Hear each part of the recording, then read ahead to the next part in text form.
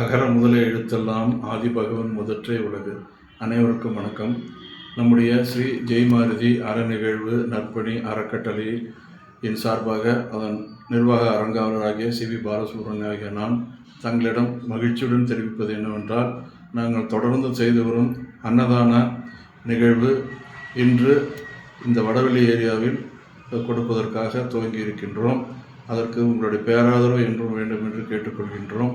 அதே போன்று இன்ன பல நிகழ்வுகளும் திறம்பட நடத்த திட்டமிட்டிருக்கோம்.